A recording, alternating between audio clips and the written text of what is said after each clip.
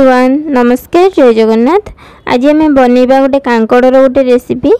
जोटा कि आपड़ खाइले बिल्कुल भी आपन को जना पड़ोनी जे आप कांकड़ खाऊँ कहीं कांकड़र जो टे पितालिया टेस्ट थाए तो ये रेसिपी रे से टेस्ट बिल्कुल भी आसबनी आ एत सुंदर टेस्ट आसब आप भूली भी पारे थरे बनइले बारंबार बनइबा को इच्छा हम ये रेसिपीटी देखो सबू कांकड़ को प्रथम चोपा छड़े नहीं आईटा मोर देसी कांकड़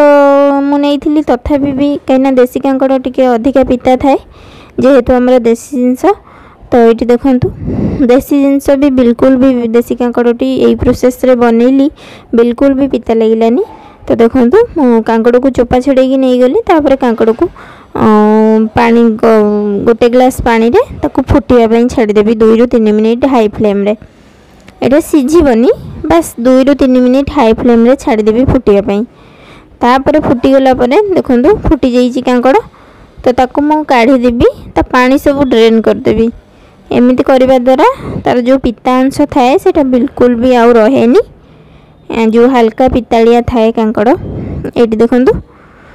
तार मु आग पछर जो एजेस गुड़ा काटी देकी तापर ताको मझिरु 2 खंड करदेवी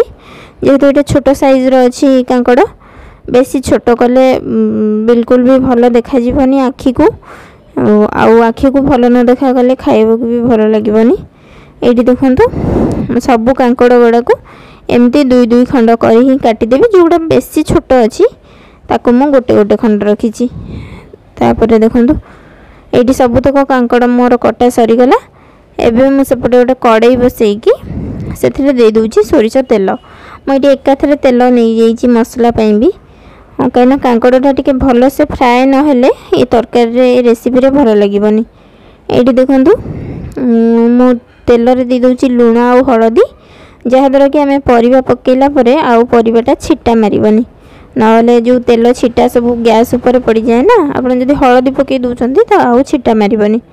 ये भाजीदेवी कांकड़ को लुण आ हलदी तो पड़ सारी आमर कांकड़ 80% भाजी हो गला परे आम से पकईदबा मुझे 2टी सीझा आलू को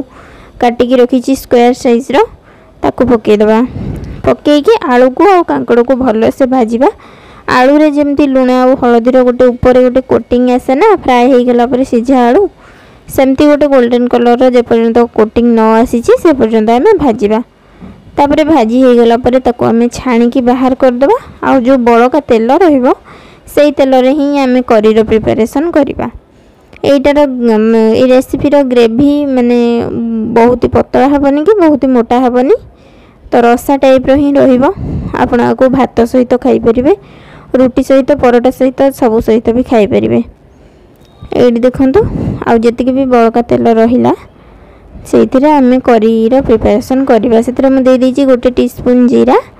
2टी तेजपत्र तापर गोटे बड़ साइज रो पियाज को काटिकी रखी से पियाज को देकी भाजवा पियाज को बेसी आम गोल्डन ब्राउन करवानी पियाज खाली हल्का सॉफ्ट हो आसिले तापर मुझे गोटे टमाटो को एपटे पियाज बसी तो मुझे सेपटे गोटे टमाटो काटुची बड़ साइज रो टमाटोटे मुझे आम ये पियाज सहित ही टमाटो को ऐड करवा जहाद्वारा कि पियाज और टमाटो एका सांगरे भाजी हे भल से आउ एक सांगरे ही आम सब टमाटो पकई सारा पर सब पाउडर मसला ऐड करवा जहाद्वारा कि पियाज और टमाटो उभय भल से पूरा मेल्ट हो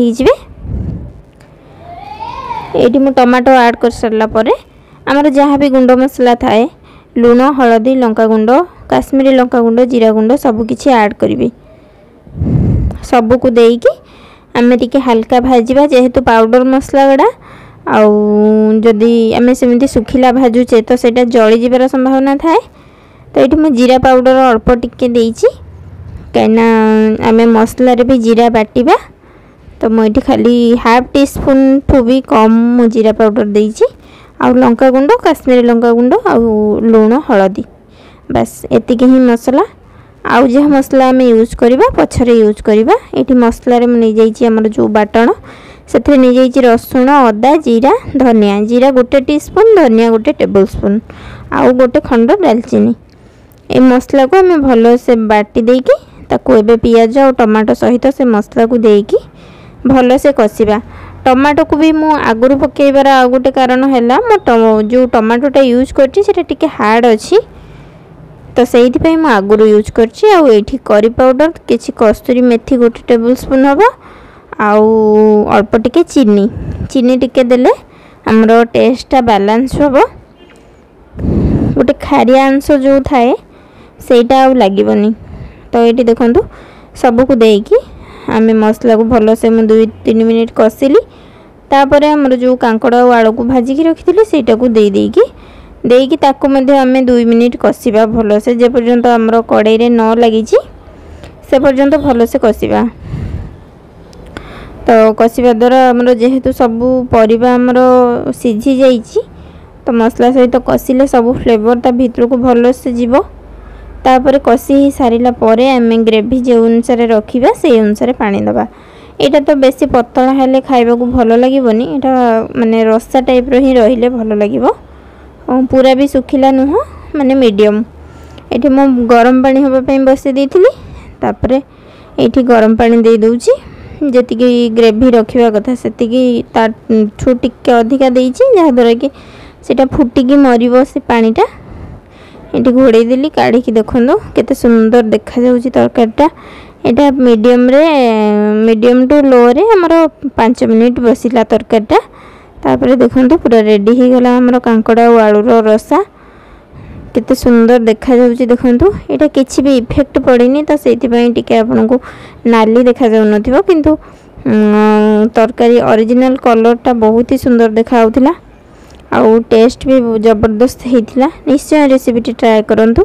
आशा जे निश्चय भल लगे आपको।